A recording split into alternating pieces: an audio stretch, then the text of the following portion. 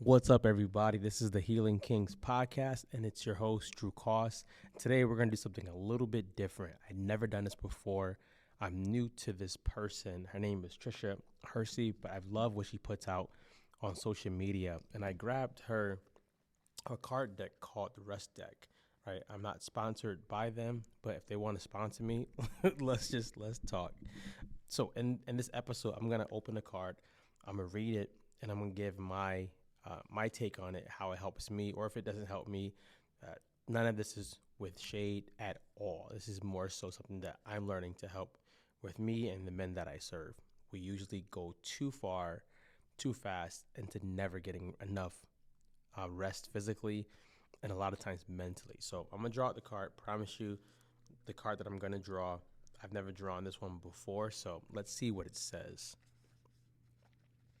All right, so this one says, the more I sleep, the more I wake up. I will stay and rest. Let's just give kudos first to how the cards look. If you're listening to this through YouTube, the cards look amazing. Looks freaking amazing. Productivity is a myth. There's no need to rush at this moment. Make time to sit with your eyes closed for 10 minutes. Rest your eyes. Focus on your breathing. Visualize warm softness wrapping around you like a fluffy blanket. Let the sounds in the room wash over you. You can just be. Let me tell you already, right? So I can't take the 10-minute break right now because I'm recording.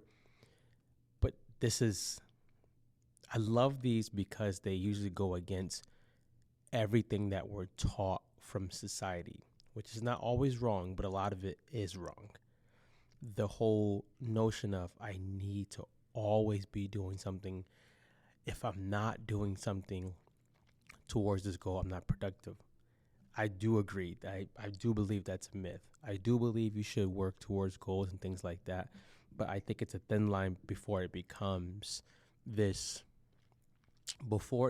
something where we think movement only is productivity, right? Something that God did was he made the world in 6 days, and on the 7th day, he completely rested. This part I like a lot too. There's no need to rush at this moment. Raise your hand if you're someone who's always rushing. Raise your hand also if you're someone who feels like everyone around you is always rushing. There's no need to rush at this moment. So if productivity is a myth and there's no need to rush at this moment, why does everyone do it? I strongly believe that we become a product of our society. And I strongly believe that people eventually just do things because other people are doing them. A lot of motivational speakers and a lot of gurus will always preach, like team no sleep, sleep when I'm dead, work 24 hours. I'm not against anything that they want to preach, but I'm going to say, if we want to start living a life with more abundance and a life where we actually love our lives, I do believe rest is one of those things. And not just rest from just sleeping, but rest from letting our nervous system actually just regulate back to how it's supposed to be, allowing ourselves to completely stop at times. This exercise I am going to do later. Make time to sit with your eyes closed for 10 minutes. Rest your eyes. Focus on your breathing, right? Without trying to make it something deep and super spiritual or anything like that. You'll realize just focusing on your breathing alone, how much you're not even taking like deep breaths, right? And sighing and exhaling. I think we get so caught up in the rush that we don't realize that our bodies is like fighting us to stop, or fighting us to slow down. I know for men exactly, because I'm a man and I have issues with this sometimes too. We get so caught up in like getting things done, making it happen, that we don't realize a lot of times we're not making things happen. We're just literally doing things. I was guilty a couple weeks ago. I took a nap, and usually I try to time my naps for like 20 minutes. That's like a power nap. And my body was like, bro, you about to take this 2-hour nap. And I woke up so guilty. Like, I could have been so much further. I could have done this. I should have. And I caught myself to realize If your body's telling you to rest, your nervous system is telling you to rest, what does that tell you? It probably tells you you're going to be better when you do get some more rest. And that is something that I do believe, is that if you're going to work out a goal, make something happen, the more rest you have, the better you can be. And I know someone's yelling right now, I only sleep 3 hours. I can do it. I can do it day in, day out. Just get a little bit older and that would change. Visualize warm softness wrapping around you like a fluffy blanket. It's a book that I'm studying about trauma and dealing with trauma in your body. It's not The Body Keeps Score, but that's a great book too. But this book talks about a lot of times healing your trauma sometimes means making a safe space in your head that you go to. And this sounds amazing. Visualize warm softness wrapping around you like a fluffy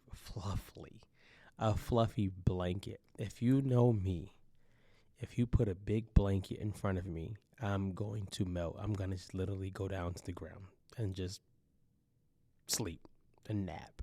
I have a big blue velvet blanket that I pray with. As soon as I put it on, I just literally feel safe and warm. Visualize that. What does that feel like for you? For you guys, let me know. What does that feel like, visualizing yourself wrapped around a soft, fluffy blanket? It feels warm. It feels like there's some type of protection. It feels like there's some more softness. And that is what I believe she's getting at with this.